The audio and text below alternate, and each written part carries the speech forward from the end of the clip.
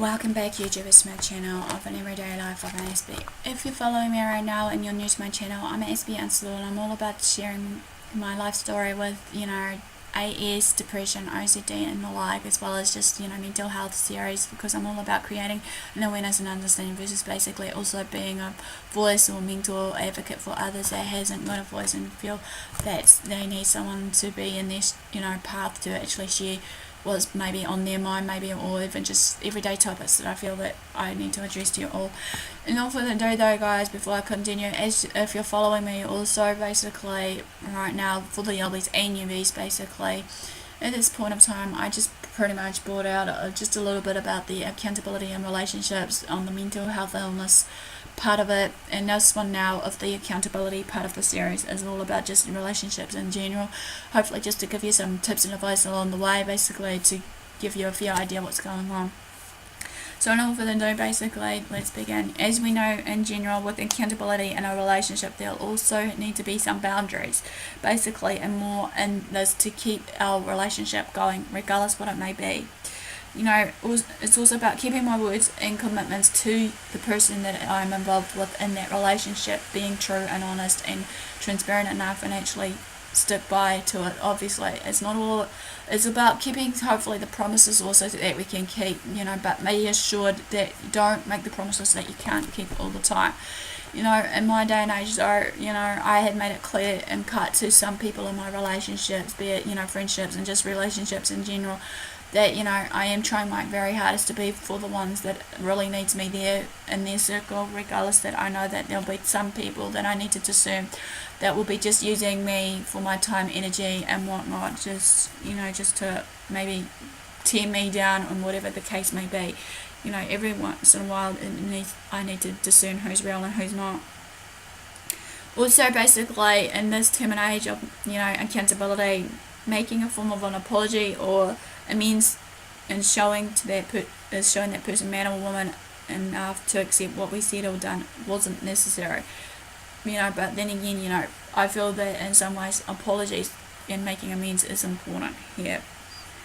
Along with this though, making apologies and amends is essential in the stages of people that, like me, with their mental illnesses, in their step of personal recovery or health recovery, whatever it may be. Some other things to remember in this tips and advice I'm going to share with you all is, in the general course of a fight or a disagreement when you have with your loved one or what have you, is one person may engage by taking offence at the words or actions of what was said, and sometimes, or most of the time when it happens, people drag up the past and inflict as much emotional pain as possible, while the other person decides to engage or walk out or go silent, and then the issue that arose may become unresolved and reaches to a high level of intensity where basically all emotions are running wild, as well as the thoughts and everything else that goes on inside our well-being. One thing is that I'm trying to remember is never to walk out on a, on a fight or disagreement. What is this is we can maintain a high level of negative intensity for a relatively short period of time. Yes, it is necessary, however, though, to be in mind to have a 5-10 minute break, to let that kind of, intensity subside, basically. And let's be clear here, this isn't walking away like many people may think, because obviously, I try my hardest when something arises to just walk away from it and then come back to it. It's just showing that you recognise that you need to cool down a little at a time, and after that though, you've got to be in mind there will be a few things there that's likely to happen after the intensity of that argument dies down. However, the issue may reappear again though, however, which is plain, blunt and obvious, obviously, that it will, and that we can agree to some course of action by doing the following. Okay, number one, getting more information to clarify the situation, why it arose, how it arose, what was the problem in the first place, how we, how it was caused and everything else, obviously. And in this though, we need to listen to each other point of view, obviously, of what was said and done of that problem, maybe to a point agree to disagree, accept that other person has a right to believe what he or she chooses to believe. Even though many people say opinions are ourselves and whatnot, but then again, if we're able to value those people opinions, and that then will go a long way.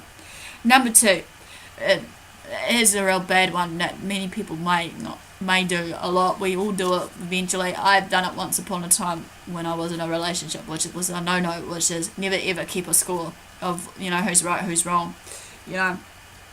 We can't obviously accept or justify to our present behaviours by, citing what happened in the past. We must learn to accept that the consequences we experience are the results of our behaviour, thoughts, or what have you, not anyone else for that matter, basically. But our very own. We need, as I said, to take that full-on responsibility and accountability of our actions, of what was said and done.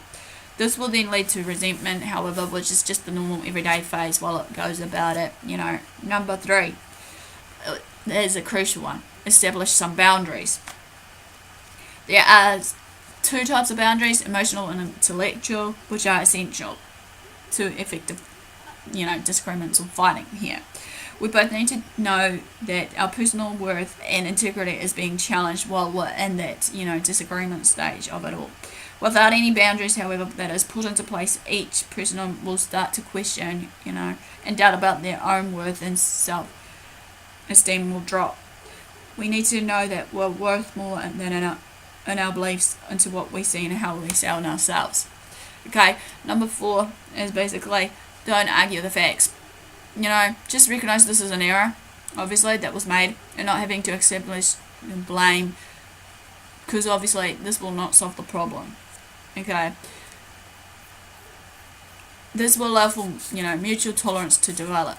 Okay, number 5, agree to disagree, obviously. Number 6, no fight zones. What I mean here, basically, for the no fight zones, there is the right time and a wrong time to argue or disagree with some things, because obviously we don't want members of the public to know what we're arguing about, because obviously that will escalate to more problems. Obviously they'll probably call noise control, they'll probably end up calling the police or whatever, just to get this solved quick smarts, because obviously it would disrupt the peace.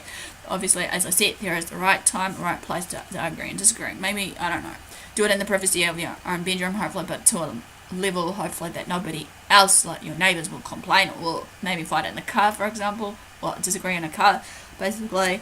But be sure to, obviously, as I said, have some personal space, obviously, when that happens as well, so that if you feel it's, while you're doing all that, it's not working, basically, you'll be able, for example, if you were in the car, that, you'll be able to get out, walk, have some space, between you guys, Number 7, last but not least, basically, is delaying a fight.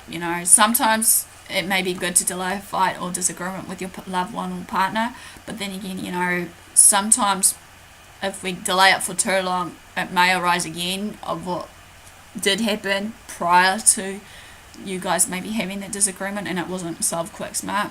Sometimes it's easier said than done, just to maybe, as someone said to me, to sweep it under the carpet and forget about it.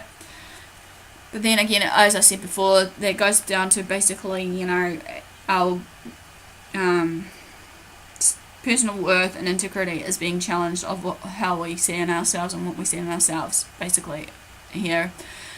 And then to end this, basically, just to end, is if we are all honest and accountable, we will all then be able to find a balance and to trust one another, as well as being on the same side, one way or another. It's not always about being on the same side all the time, but if we want peace in our lives, obviously we need to be on the same side of that person.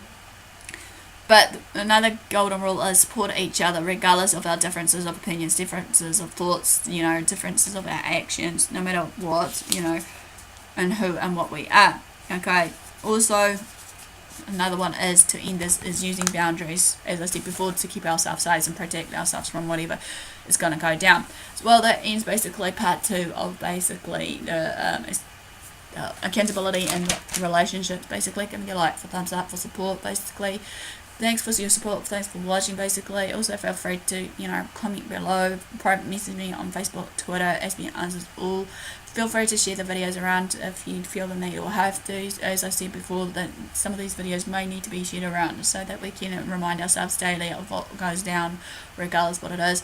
you know, feel free to also subscribe if you haven't done so, basically, for daily, weekly vlogs. But as I said before, it may not guarantee to be daily, weekly, but I'll keep you all posted regardless, because communication is key no matter what it may be. So nothing further ado, guys, do what you love what you do, love one another, love yourself, be true to yourself. Till next time, I'll see you all.